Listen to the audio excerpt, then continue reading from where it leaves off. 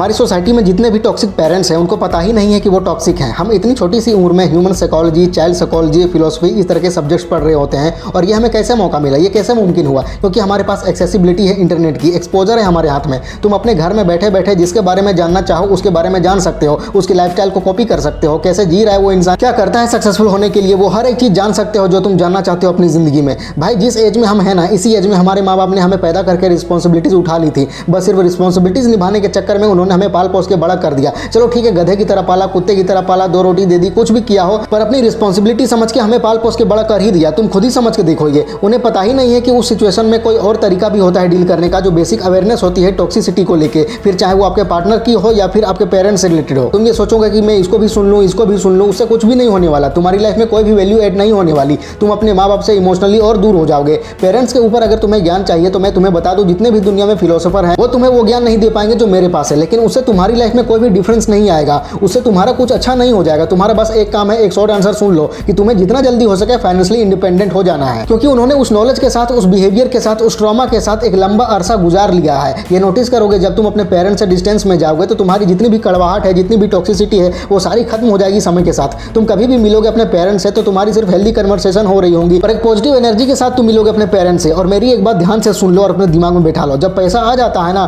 तो मैंने दुश्मनों को भी पैर दबाते हुए देखा है, तो वो तो तुम्हारे माँ बाप हैं। उनका व्यवहार बर्ताव ऐसा चेंज हो जाएगा तुम्हारे प्रति कि तुम भी हैरान हो जाओगे। एक और बात, इमोशनल इंडिपेंडेंस भी उतनी ही जरूरी है जितनी कि फाइनेंशियल इंडिपेंडेंस। तुम्हें इमोशनली स्ट्रांग बनना होगा। अगर तुम बार बार वैलिडेशन ही ढूंढते रहोगे तो तुम कभी भी मेंटली स्ट्रांग बन ही नहीं पाओगे। तुम्हें अपनी सेल्फ वर्थ खुद डिफाइन करनी पड़ेगी। मैं समझता हूँ तुम्हारे पेरेंट्स की प्रॉब्लम यह है कि वो तुम्हारी न्यू एज थिंकिंग को एक्सेप्ट नहीं कर पाते। तुम अगर उनको बताओगे कि mental health, self worth, boundaries क्या होती हैं तो वो हंसेंगे या इग्नोर कर देंगे, क्योंकि उन्होंने कभी इसके बारे में सुना ही नहीं है। उनका दिमाग इसी सिस्टम में काम करता है कि बेटा बस एडजस्ट कर लो, कंप्रोमाइज कर लो, सब ठीक हो जाएगा। या वो कहेंगे मेरी पैदाइश मुझे को सिखाओगे, मुझे मत सिखाओ, मैंने दुनिया देख ली है। लेकिन तुम्हें एडजस्ट नहीं करना है, तुम्हें ग्रो करना है, तुम्हें टॉक्सिक सिचुएशंस को टॉलरेट नहीं करना है, तुम्हें अपनी सेल्फ रिस्पेक्ट बनाए रखनी है। तुम जितना जल्दी फाइनेंशियली स्टेबल हो जाओगे उतनी ही जल्दी तुम्हारी लाइफ सॉर्टेड हो जाएगी। तुम्हें किसी के जैसा मन वैसा कहने पर घुट घुट के जीने की जरूरत नहीं पड़ेगी। तुम्हारे पेरेंट्स इमोशनली अनअवेलेबल हैं या फिर उनका नेचर ही ऐसा है कि एक बार जो उन्होंने आदेश दे दिया तुम्हें वही करना पड़ेगा हर हाल में, तो तुम्हें ये समझना होगा कि उनके साथ बहस करके कोई फायदा है नहीं।